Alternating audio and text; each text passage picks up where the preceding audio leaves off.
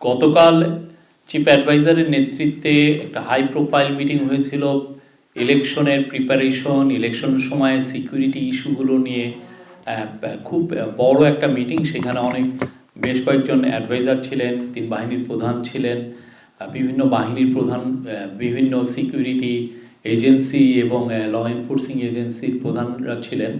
তো এই মিটিংয়ে একটা প্রস্তাব ছিল যে 11ই ফেব্রুয়ারি বুধবার একটা প্রস্তাব ছিল যে যাতে সাধারণ ছুটি ঘোষণা করা হয়।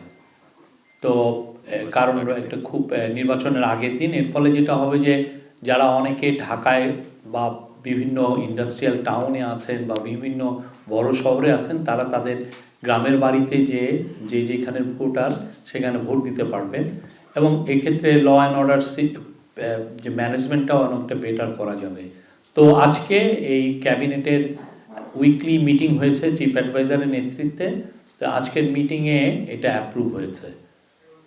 11ই ফেব্রুয়ারি বুধবার সাধারণ ছুটি।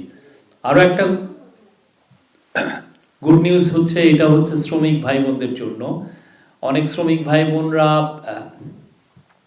বিভিন্ন শিল্পাঞ্চলে কাজ করেন। তো শিল্পাঞ্চলের শ্রমিক ভাই বোনদের জন্য এই ছুটিটা হবে 2 দিন।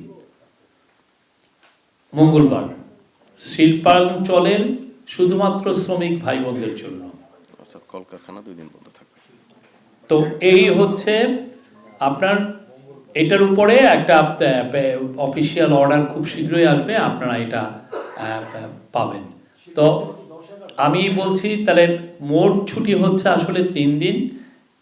ভোটের দিন ফেব্রুয়ারি 12 পুরোপুরি ছুটি অলরেডি ডিক্লেয়ার করা হয়েছে, আর হচ্ছে ফেব্রুয়ারি 11 বুধবার সাধারণ ছুটি সবার জন্য প্রযোজ্য, আর 10 তারিখ শুধুমাত্র শিল্পাঞ্চলের শ্রমিক ভাই বোনদের জন্য এটা ছুটি। এটা ছিল আজকের ক্যাবিনেটের ডিসিশন।